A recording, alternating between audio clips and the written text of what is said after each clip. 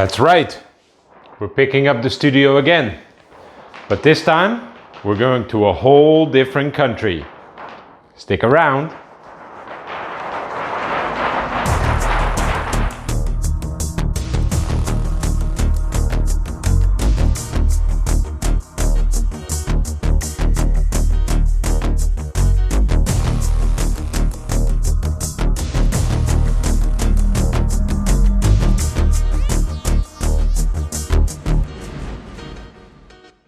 That's correct. For those of you who have been watching the show every week, some of you might already know what has been going on, but we're moving to a different country. And today I'm gonna show you a little bit of how that went and how I did my preparations and all of that. And first of all, let me show you. This is the studio that we've recently been in. If you guys seen my show about the off-grid project, then you know that this looked very different before. And for those of you who've seen that episode, then you also know that what I had over here is my caravan. And that caravan is gone, and the shipping container that was in the back here, that is also gone. It is completely empty now. Now I have the caravan still here, but the shipping containers, I have one of them, I had them here, and the other one I shipped over here just so I could get them picked up. And there's some footage of that. So let me turn over to you that right now. And look who's there, my trusty companion. Hello, Nala. All right, are you guys ready for the footage? Let me play it. Here it goes. So as you guys know, I've had one shipping container here that I also put a door in, which I think it worked quite reasonably. But I also had another shipping container, and since I couldn't store it at the same place, in January I was able to store this at another place of a friend of mine. And that got placed there, and as you can see, we did it with a crane. So most shipping containers here, they get picked up with a crane. Now this is what is inside. It mostly used it for storage of stuff, but then because of the transport, I needed it to be transported back to the place where I had the other one stored. Only because the pickup for both shipping containers would be at the same place.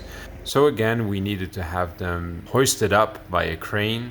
So that means that you have to hook them up with these particular kind of hooks.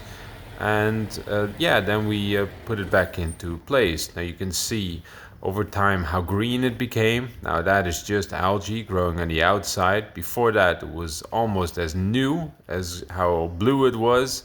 So that means just that I have a lot of cleaning to do. Now this shipping container is kind of special because we made a window in it, and one of the glasses of the window is broken, so I can just step through. And it seems all a little bit of a mess, but you can see there's my fridge, there's a freezer, there's my bed, a bunch of chairs, a whole bunch of tents is out there. There's some solar panels in there, there's a electrical boiler, some extra gas, an airco, there's a generator, a chainsaw. So a lot of stuff that I think that I might need at a off-grid situation.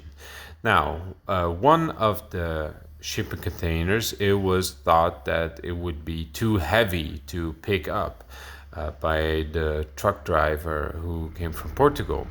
And then the guy who picked it up, he wasn't sure that the truck was able to move the shipping containers inside of the truck. So I got into a situation where the truck driver said, no, you can put it inside, but I'm wondering if you can pick it up. And then the guy who had to pick it up, he said, no, I can definitely pick it up, but I'm not sure if I can put it inside.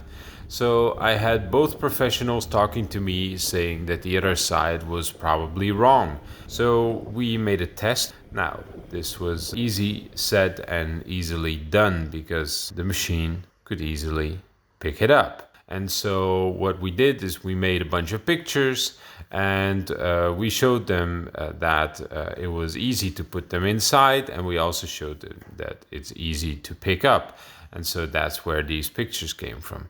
Now, along the way, it also turned up that there's these carpets. They were already in the truck, and these carpets needed to go to the same location. And we stored them on the sidewalk while we were loading up the shipping containers. Now, the carpets, they needed to be transported as well. And since there was no place for it, we needed to unload them and load them up the truck after the shipping containers were put in. Now, the shipping containers weren't that difficult, so we just put them into place, and that was actually quite easy with driving the truck back and forth.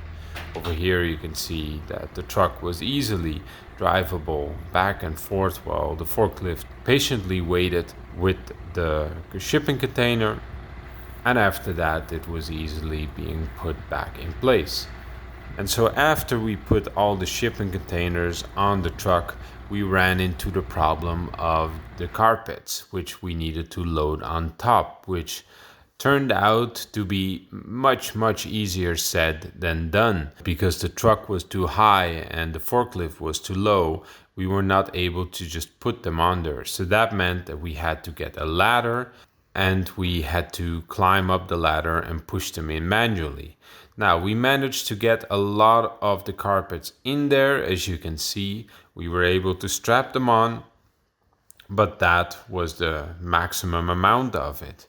So we left one pallet behind of carpets, and yeah, here you can see them being pushed into place.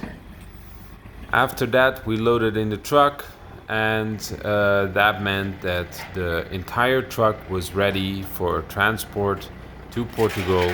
Now you can see these women here, they're about to drive the truck, and they did an excellent job trying to put it all in the machine. They knew exactly how their truck worked, which was amazing to see. They operated like a perfect team, and even though they didn't speak any English, they spoke some Portuguese, and with my knowledge of Portuguese, we were able to finish it up soon.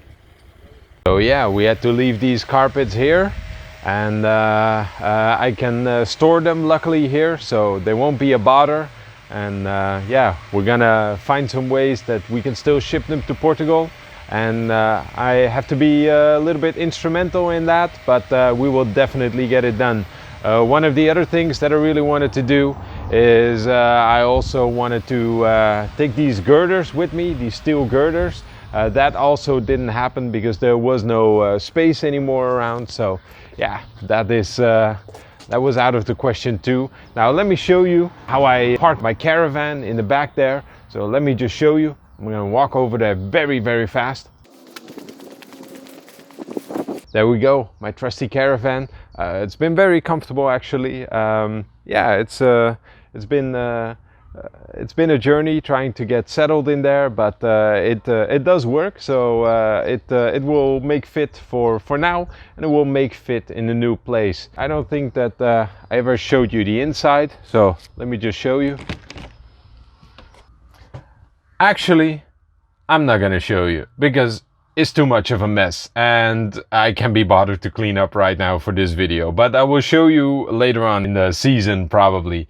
So yeah, but that's the caravan. Not only that, I acquired this bicycle, which I will also be taking with me, so that will work for me. And yeah, let me talk to you guys about Portugal, because that is where I'm going to ship myself, and the containers are already on their way over there. We have placed a tracker inside, so I get like regular updates of where that shipment is. So I already saw some visitations in Belgium and in France. It's been over there. And yeah, it precedes me, so I'm just getting everything set up here so that I can leave on a good account, and so that I can get everything in order and I can leave in peace, which has been very nice, because the shipment of the containers, they will be stacked at that place where I arranged the transport, and that means that I can get them stored there for a while. So I don't have to move in a rush to be there to get them settled in at the place where I want to. So that's all very organized. So it took a massive planning operation, and I'm very happy that this far it's going very well. And let me talk to you guys a little bit more about the shipment and what it all contains. So it's a lot of organization to get the right shipment for the right price. Now we're dealing with a different country right now. So we're having a country with a higher economic growth, which is the Netherlands, which is where I'm moving from. And we're having a country with more economic depth, which is Portugal. And that means that labor is cheaper in Portugal, but also services and a lot of equipment, and all of those things are much cheaper in Portugal. So I was able to get things for a much cheaper price by arranging things via Portugal. So that means that I had to have contacts in Portugal with people who could actually get me hooked up with somebody who could arrange this for me, which it was doable. I found someone that it was easy to communicate with, and it was interesting guy. And it was interesting that all of a sudden I had to deal with a whole bunch of carpets, which you don't expect. And also there's a different mentality when it comes to time. So it goes a little bit on a Portuguese clock, let's say. That means that, I was waiting for days. Will it be on Wednesday? Will it be on Thursday? Will it be on Friday? Eventually it was on Friday, which was at first prospected as well, which was what it thought that it would be. But it also gave me a lot of time, so I could actually pack properly. And let me show you some pictures of what it looks like inside. So there you go. I gathered everything so that wherever I land, I would have enough options for a self-sustaining plot of land. Now, a lot of people ask me, why Portugal? Why do you want to go to a different country? Couldn't you be self-sustaining in your own country? Well, that's a good question. And in my case, it would cost me a lot of land. So the Netherlands is very structured. So as you can see right there, you have places where you can build a house, and then you have places where you can do different kinds of things on land. So for instance, over here we have a piece of land where you're allowed to do agricultural things such as planting an apple tree and all of those kind of things, but you wouldn't be able to live on this piece of land. So one of the reasons is that the rules are in Portugal are much flatter. There's more possible in the way that I think things should be going. As I've said before, I think that every family should own a football field, which is interesting because right over there we see a football field. So, you get an immediate sense of how much one family should be able to own in my belief system. But also the climate has to do a lot with it. For instance, what you can do here is, you can have lovely fruit trees like this.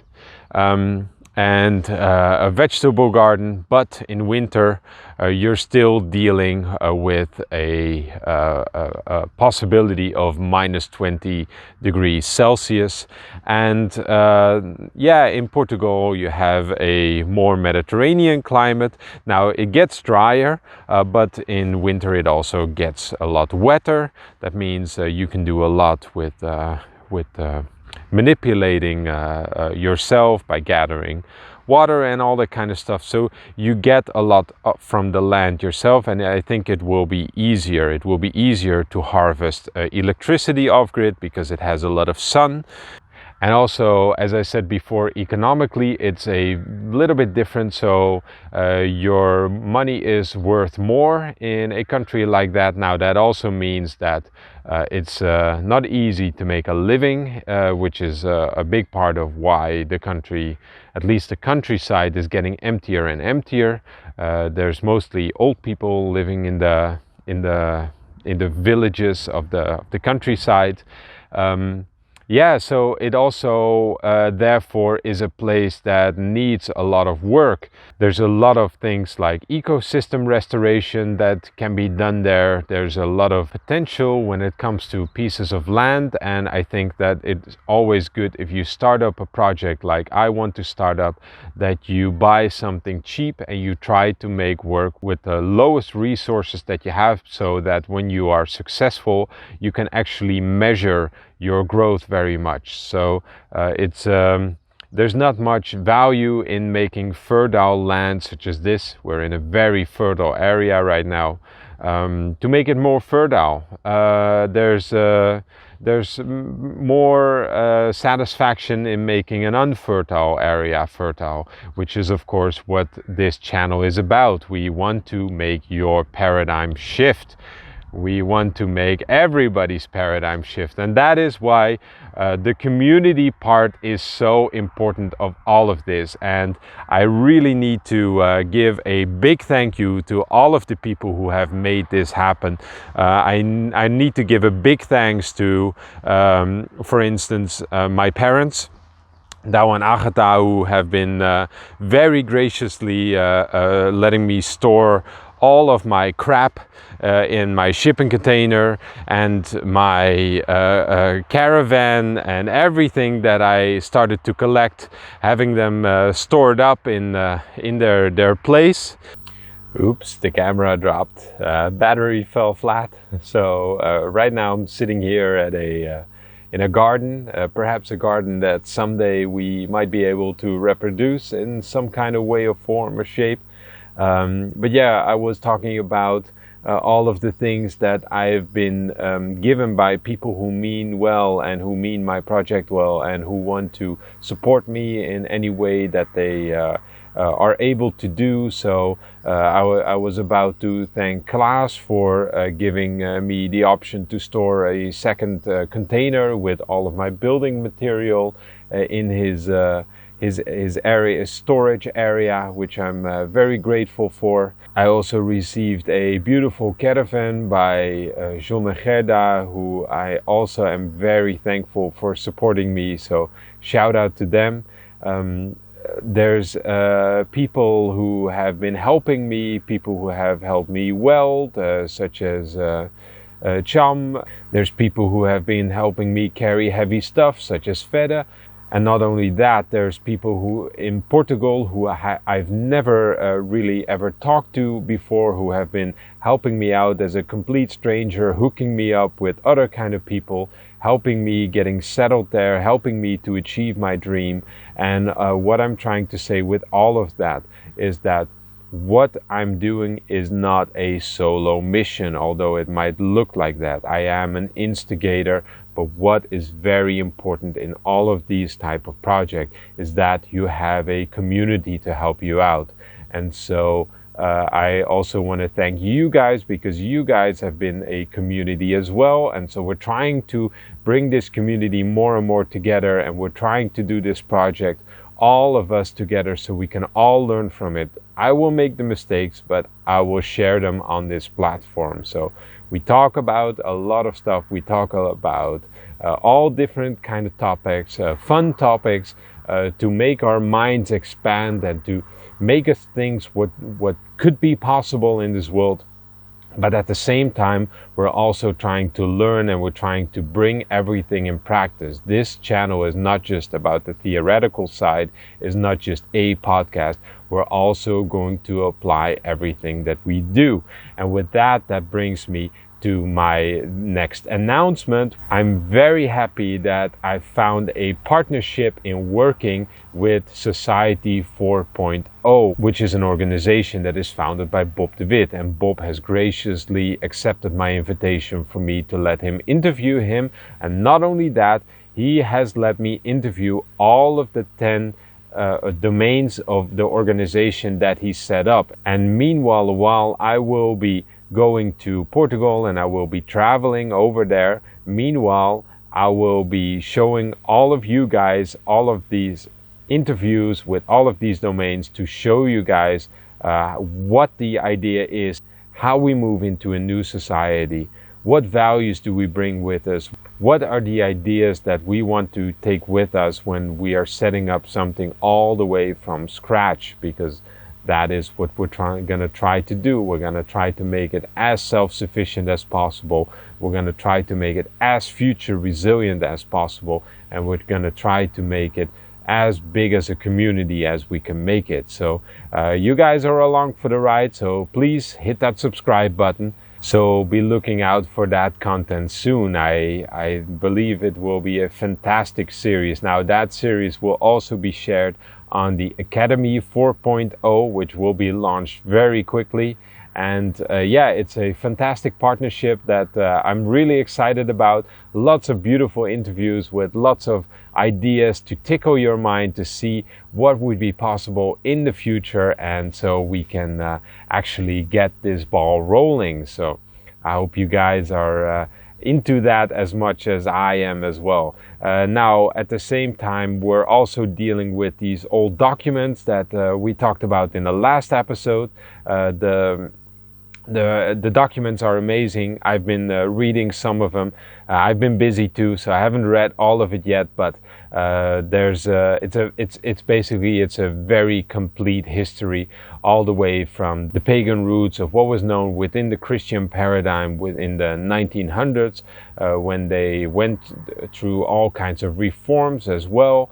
And yeah, there's a lot of interesting facts. I talked with Jan Ott as well, who is also a member of our community, and I brought him in contact with the originator, the family where it came from, and it's a very comprehensive work. There's a lot of sources in there that Jan never even heard of.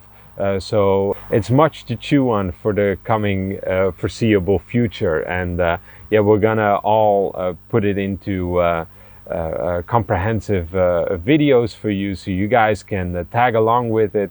We haven't gotten around to it of putting it as one PDF, because it's a little bit difficult to do, because the copying machine was too small for the news articles. But yeah, we've gotten all of it, and we are talking about trying to get it republished again under Jan, his publishing company. So who knows what might come from that. All very exciting, and yeah, we're not gonna drop the ball on the history of my ancestral land that we're sitting in here right now. We're gonna take it all with us, and that is what I would recommend to anybody who would be migrating to a different country. Wherever you come from, whatever is in your genes, whatever is in your heart, you will take it with you wherever you go. So even if you're a traveler, you need roots, you need a place to know where you come from, because otherwise you have no idea of where you might be going. And that's a very hermetic philosophy, which I fully agree with. Just like a tree needs its leaves, it also needs its roots. So yeah, with all of that said, I hope you guys enjoyed this video. I hope you guys liked the update. I hope you guys are excited for what's about to come. I certainly am. There's a lot of interesting and beautiful conversations coming your way, and I'm gonna do you updates from my travels to Portugal soon. I am gonna leave this week after I put everything together here. I'm gonna hook up the caravan, and we're gonna travel by car all the way to Portugal. Now, who knows, we might make a couple of stops on the way. So yeah, we could visit some new friends, some people who have a lot of interesting information of how to do anything in our new area. And from there, we're going to continue this show. So keep those weekly videos in your feed and hit that subscribe button. We're growing a lot recently, so we want to keep continuing that steep climb upwards, because we want to get at least to the part where we can get some of that YouTube income money, so we at least can pay the internet bills. Because yeah, everything needs to be self-sustainable, and like a plant or like a tree, we're growing this channel up all the way organically, all the way from the ground. We're not buying any views or subscribers or anything like that. No, we're doing this all organically, and we want to have all of our community members engaged in all of this. So you don't have to watch every video, as long as you make sure that you're subscribed, and I'm happy. Now, with all of that said, please don't forget to hit that like button, give us a thumbs up. Also, we have a bunch of sponsors. We like these sponsors. We don't want to be sponsored by any product that we don't believe in. We are sponsored by Blue Earth Innovations. They just released a new water vitalizer, and it also is a filtration system, although it doesn't have filters, so you don't need to replace any new filters over time. So it's something that will continue to exist without you having to have any additional cost for maintenance. Very interesting technology. I highly recommend you check it out. Also, there's a beautiful interview with Frank on our channel, so if you're interested, go check that out.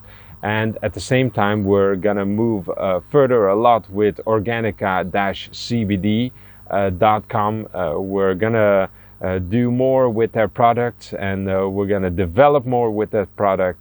And it's a beautiful product that we want to keep supporting. So it's something really to keep your health up. If you have any chronic pain issues or anything to do with arthritis or anything like that, feminine products, please go check that out. Now, I'm not a doctor, but there's a lot of research out there that might suggest that it would also help with some forms of melanoma. Now, I'm not making that claim, but there's interesting research out there. So go and check that out, and check out organicacbd.com. Also, if you are a person that has been taking medicinal CBD, I recently heard that medicinal CBD, it has to go through rigorous testing, so it cannot have any kind of bacteria in there, because it has to go through a certain limit of standards. So what they do is they radiate it with gamma radiation, which means that your medicinal CBD oil is radioactive. So if you don't want any of that, then please go check them out, organicacbd.com. Use the code ParadigmShift. Same goes for blueearthinnovations.com. Go there, and you're supporting your health, you're supporting the show, and you're supporting yourself with fantastic products that will actually benefit you in the long run. So that's the way that we are, that's the way that we want to be, and that's the way that we run a channel. So don't forget to hit that subscribe button, and we'll see you next week with the interviews of Society 4.0. Bye bye.